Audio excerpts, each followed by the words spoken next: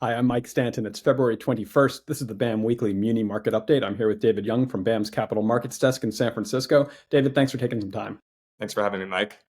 So, a relatively quiet week for the market. It was a holiday shortened week, only 4 days of trading. We heard that it was a decent amount of people on vacation this week as well in the market. What kind of activity did you watch? Yeah, in terms of economic data, it was relatively quiet.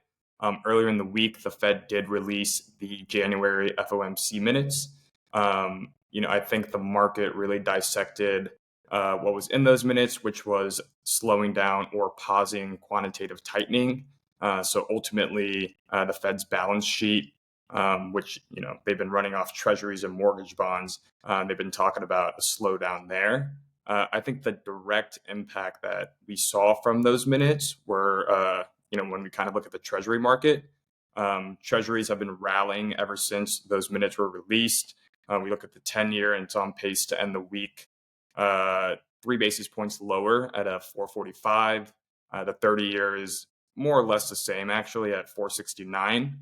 And with respect to munis, BBL has actually been relatively steady across the curve all week.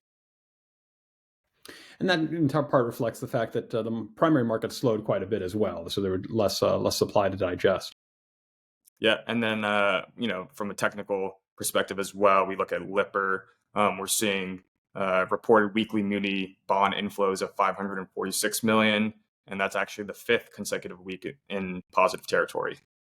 We saw a couple of reports from analysts this morning noting that, while it's not as heavy as January, there is some mid-month flows from principal payments and coupon payments that are also helping to drive retail demand for munis, so keeping the demand side solid as the new issues come. One exception to the quiet week was just yesterday, Morgan Stanley priced a large $2.5 billion transaction for Brightline West. I think $2 billion of bonds from the state of California, $500 million from the state of Nevada for that link between Los Angeles and Las Vegas. But that's that's a high yield transaction, obviously, so not necessarily the same audience as the rest of the muni market. Yeah, I think you're right, Mike. There was a Brightline deal last year. There's obviously one this year, and I think we're looking at different types of buyers that participate in that space. Where we operate, kind of in that investment grade space. We're dealing with a different audience, like you said. Right. Last year's deal was investment grade, so there's a little more of an overlap this year. The deal transaction this week, more distinct. Moving over to the new issue market, what did you see on the BAM insured calendar? Yeah, so we had just shy of 9 billion in supply this week. Again, you mentioned holiday shortened week. BAM insured 11 transactions for a 114 million of par. I'd like to highlight that we insured 25 million of the 29 million Northern Arizona University transaction with B of A, and there was also a $20 million city of Sealy, Texas with Cruise. I learned this week that the mascot of Northern Arizona University is the lumberjack, and I love the logo there with the axe head built right into it. Looking ahead to next week, a little heavier calendar. What is standing out? Yeah, we're looking at about 9 billion. It could continue to build, but there are some well-known issuers coming to the market. I see Santee Cooper, Pensy Turnpike, Bata.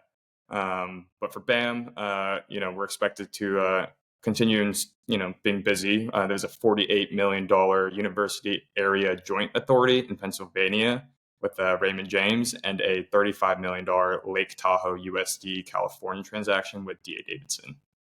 And the university area joint authority, the joint authorities in Pennsylvania tend to be water and sewer utilities. So that's the sector coming out there. Thanks for your time, David. Have a great weekend. Thanks, Mike.